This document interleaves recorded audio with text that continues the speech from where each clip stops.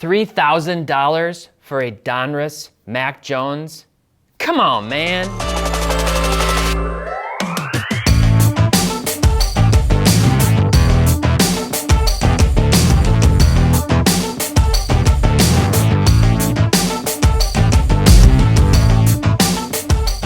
Welcome back to another Data Dive. My name is Tyler Nethercott, better known as Teapot. The Patriots are 9-4 and have taken the AFC East and the NFL by storm this season. And this week's topic is their brand new quarterback, the hottest rookie in the NFL this year, Mac Jones. With just 4 games left in the regular season, Jones is the odds-on favorite at -500 to win the Rookie of the Year award. And his card prices are straight up absurd. His card prices are so absurd that he would have to be the next Tom Brady for them to make any sense. So is Mac Jones the next Tom Brady? No way. Is he even New England's quarterback of the future? I'm not actually sold on that. I think Mac Jones is a game manager. Don't believe me? Let's data dive.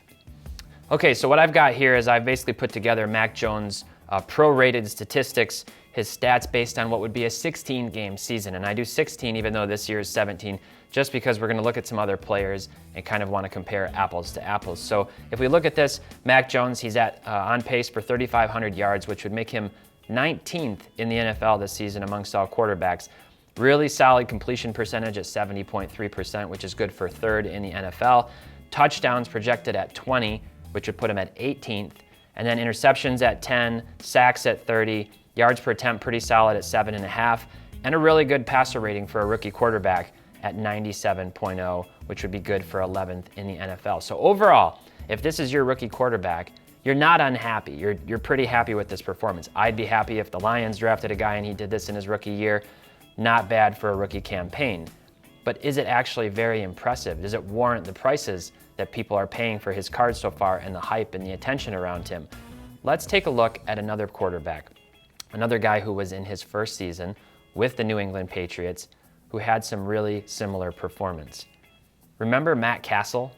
Remember Matt Castle? Back with the Patriots. Now, he wasn't a rookie when he took over after Tom Brady got injured. He was actually in his 4th season when he took over for Brady after that devastating injury. And yet, if we look at these statistics, the Patriots that season went 11-5. Matt Castle's Patriots would be on pace for 11-5 in a 16-game season. The Patriots in Castle's year had the number 8 ranked team defense. The Patriots this season with Mac Jones have the number 1 ranked defense. Obviously, that's going to help your record substantially. And if we look at the rest of their statistics, they're very, very similar. Castle with the slight edge on yards, completion percentage definitely goes to Mac Jones, touchdowns to Castle, interceptions by a hair to Mac Jones, and you can kind of work down the list. And overall, the passer rating at 97 is better than 89, which Castle had in that first season with the Patriots. But remember how much success Matt Castle went on to have after this, after he got traded to the Chiefs by the Patriots. He had that great season with the Patriots filling in for Brady. Belichick capitalized and made him a trade chip and traded him to my Chiefs, and he was amazing. Do you remember that? No, he wasn't amazing. He wasn't an amazing quarterback. He was a quarterback that had an amazing defense behind him with an amazing play caller in Bill Belichick, using him in the right way and scheming properly so that the Patriots could have success. And when he went over to the Chiefs, he didn't have the same level of success. And I would wonder and ask the same questions in this case about Mac Jones. So another thing we can do here, I want to go and look at some of the best rookie seasons, or let's call them first-year seasons, since I've got Mahomes on here, who technically didn't really play his rookie season. And I've pulled up these statistics just to compare, again, apples to apples based on what would be a 16-game season. And you can see these aren't necessarily in any order, although, you know, if you were to stack these up, maybe they're kind of close. I'd probably move RG3 up a little bit higher on this list with that phenomenal rookie campaign that he had. But look at the statistics, and what you'll see is if you work down the list, you're going to see one of two things. Either a ton of passing yards, 5,000, 4,600, 4,000 passing yards, or you're going to see a lower number of passing yards and a lot of rushing yards. And in this case with Newton, he threw for 4,000 and rushed for 706. You got RG3 who threw for 3,400, but he rushed for almost 900 yards and 8 touchdowns. Compare all of these statistics to what Mac Jones is on pace for this season, and you can see that this is why I'm saying Mac Jones is much more of a game manager than he is an all-star, all-pro caliber quarterback. In fact, Mac Jones is putting up numbers that would be similar to like what Ryan Tannehill has done with the Tennessee Titans. Tannehill has put up really solid numbers. I think, 2 seasons in a row, he might have had the best passer rating in the NFL, or he was in the top, 3 or 4. And Tannehill doesn't get a lot of hobby love. Tannehill isn't exactly the most popular guy. In fact, his cards are relatively inexpensive for the success that he's had in his career. So what if we keep going and we look at all of the Rookie of the Year, Offensive Rookie of the Year winners for the last 10 seasons? I think you could argue that Mac Jones is on pace for having potentially the most unimpressive Rookie of the Year award-winning season of any quarterback since Sam Bradford back in 2011. And you can just glance at these statistics. I won't belabor the point here, but obviously this list is mostly quarterbacks, and then we have Odell Beckham Jr. as the one wide receiver on here, and a handful of running backs. Saquon had an incredible rookie season with over 2,000 yards and 15 touchdowns.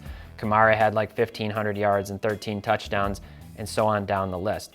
The one that I highlighted here is Todd Gurley. He didn't necessarily, blow the barn doors off. He had 10 touchdowns and he had about 1,300 yards, which is a really good season for a running back, but it's not incredible like some of these other statistics. I really think you have to go back to Sam Bradford at just 3,500 yards, 18 touchdowns and 15 interceptions, and really no rushing yards or touchdowns like Mac Jones. And these statistics are very similar, with Jones just taking better care of the ball. And that remains to be seen because there's still 3 games left in the regular season to get to 16. He could throw several picks between now and then. So these are the comparisons that I wanted to make to kind of demonstrate that it looks like Mac Jones is much more of a game manager fitting into a system with the Patriots and having success than actually being the next great quarterback, or even necessarily being the next quarterback that Bill Belichick is going to want to stick with. So let's jump over and look at some of the other data in Market Movers with our popular card charts. So what I've done here, first of all, is I've pulled up Mac Jones Donruss base card PSA 10 since really the last 30 days, back since November, when this card kind of first hit the market and then started to go crazy. And obviously, it's really hard to know if these sales on eBay for $3,000 were legitimate sales. I can't bring myself to really believe that they are, but my team and I, we researched these sales.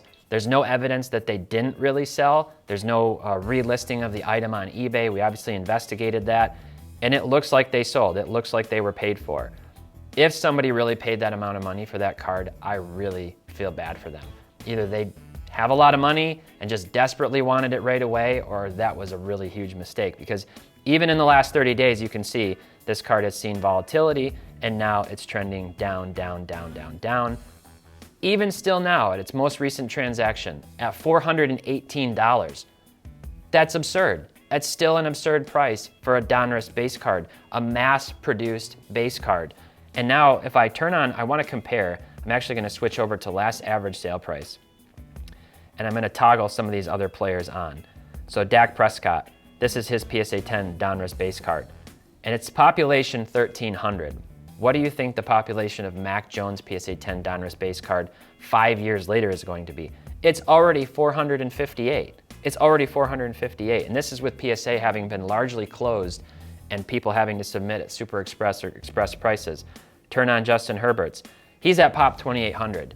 We know that Panini produced more Donruss this year than they did last year, and Justin Herbert's actually around $142. Let's turn on Kyler Murray, who's at 4,059. So if we're thinking year over year, it's probably going to be a much higher print run than that. And Kyler's down at $110.57. So Mac Jones, more than double the price still on his Donruss base card than any of these more proven quarterbacks who had better rookie seasons, who have had more success. And let's turn on one last one here.